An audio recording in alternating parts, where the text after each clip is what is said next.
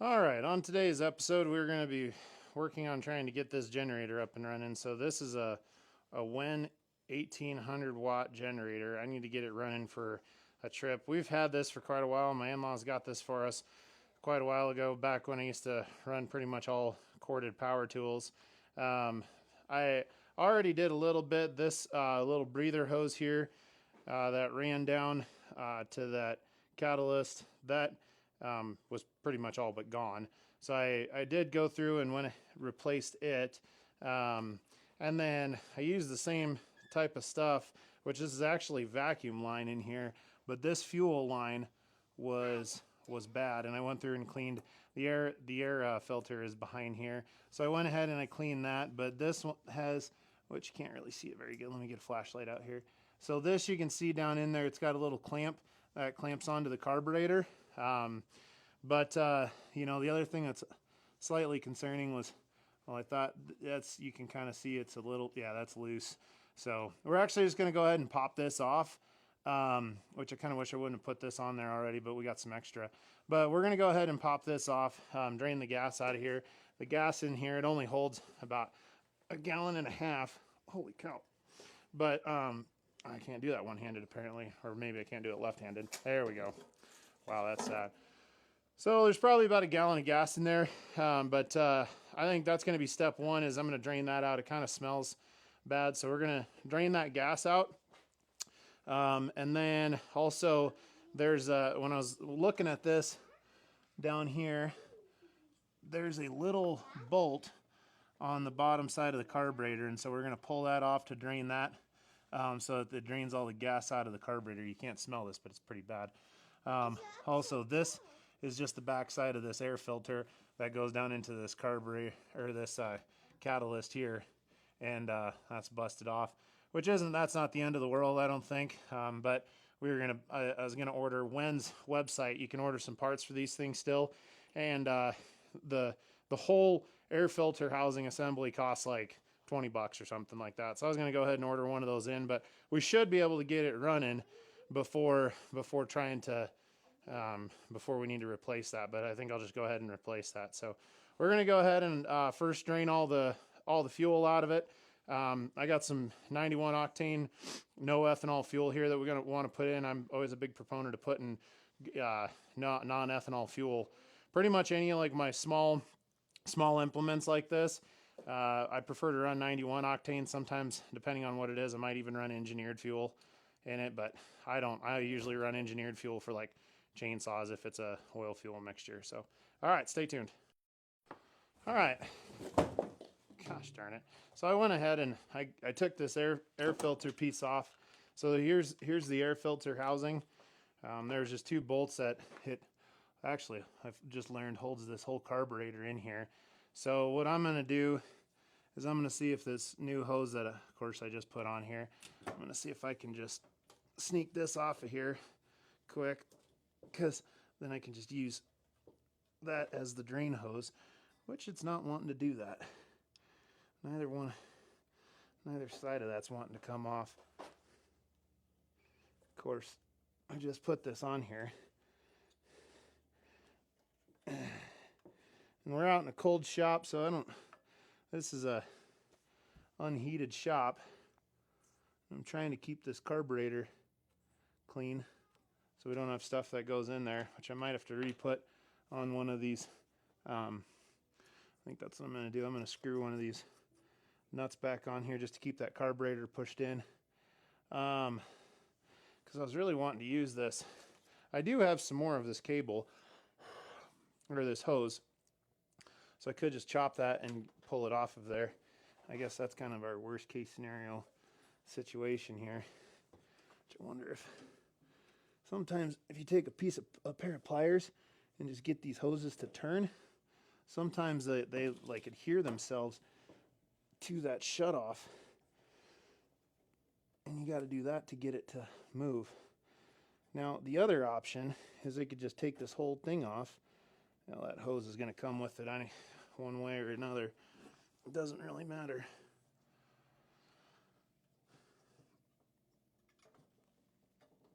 There, we got it. Just had to pull on it a little bit harder.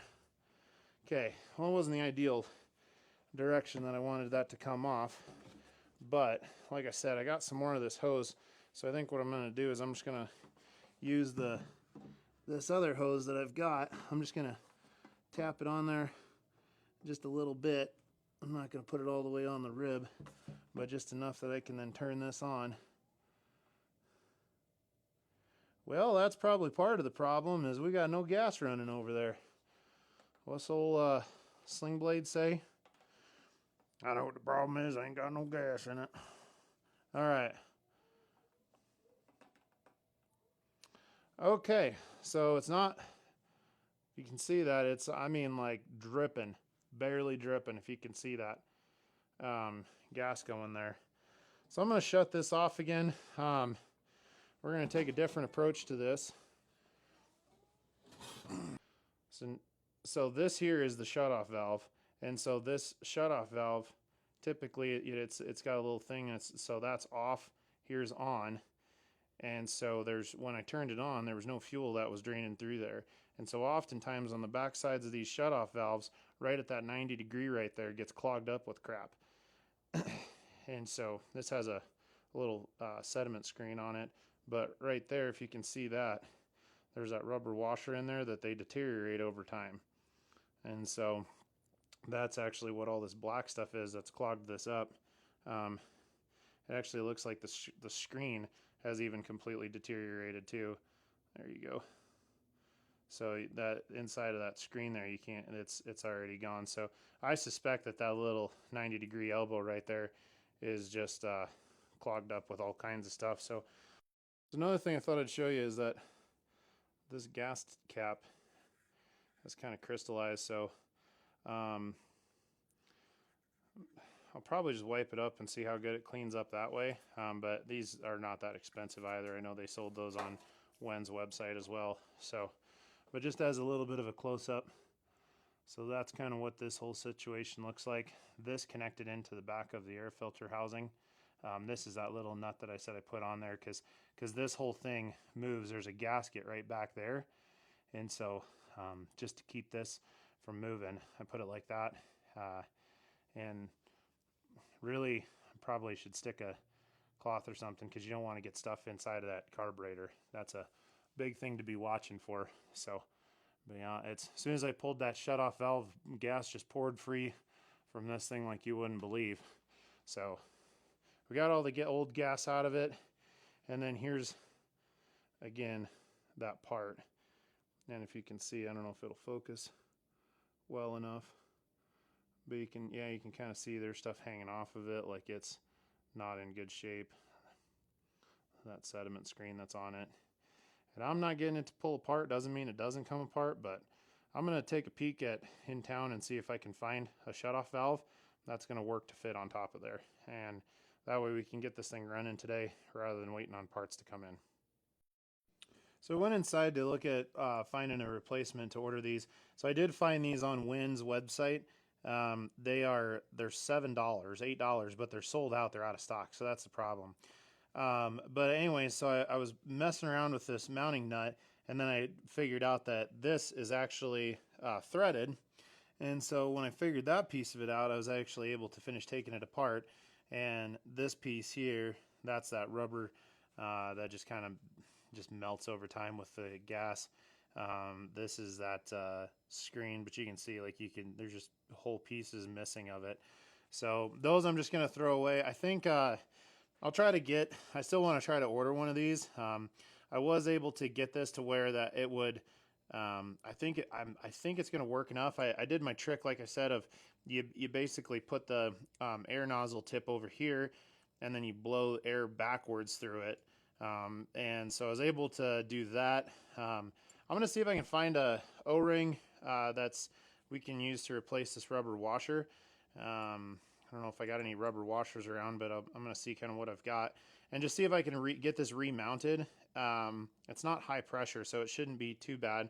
But then we can get this remounted. It's not going to have the screen in it, which isn't ideal, but it'll work for this trip enough until we get until I get back from the trip and I'm able to get a part ordered in. I don't know, we'll try it. We've got some other sizes there. that might work. So yeah, the way these work is they're left-handed threads on the unit, because then on this piece, on the generator fuel tank,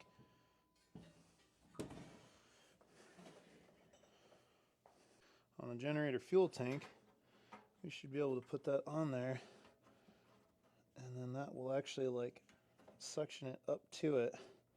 So the first question really comes into play of, is this actually going to flow fuel?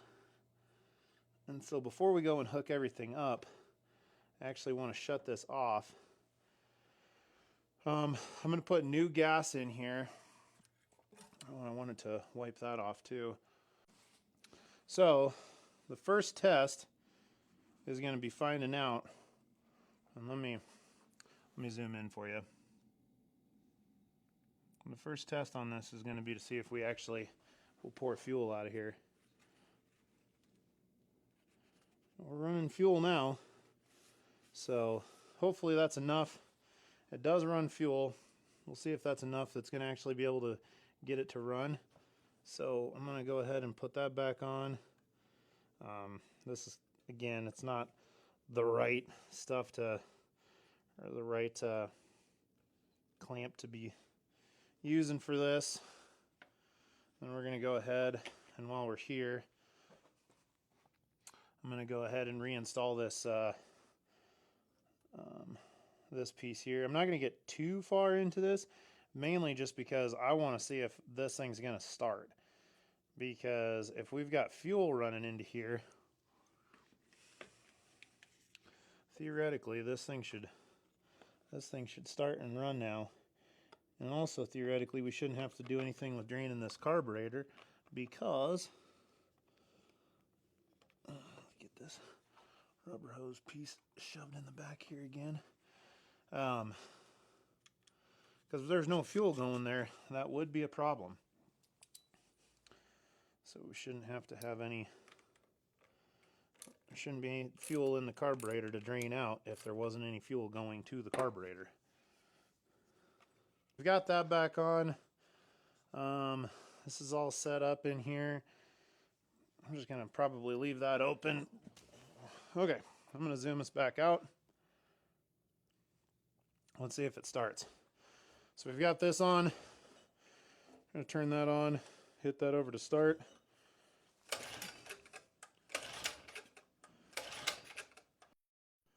All right, things kind of accelerated here a little bit. So I pulled that fuel tank off, which, I mean, I just, this little hose here hooked up to the valve, and then there was just 4 screws that were in there. Of course, 10mm again, and just part of it being a China-made object.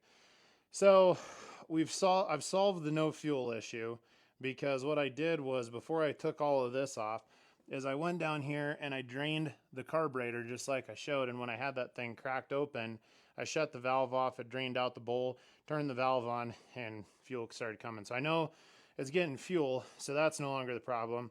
So then I went and I pulled the spark plug out, which when I did that, I mean, for one, this spark plug wire lead is, I mean, that thing is just, it's just toasted. So you can see right into there. But while I was at it, I pulled the spark plug off. I gapped the spark plug to make sure that that was correct. I cleaned it all up. And the spark plug could be bad. I used to have a spark plug, a spark tester, and I don't anymore. So I'm gonna have to get that again.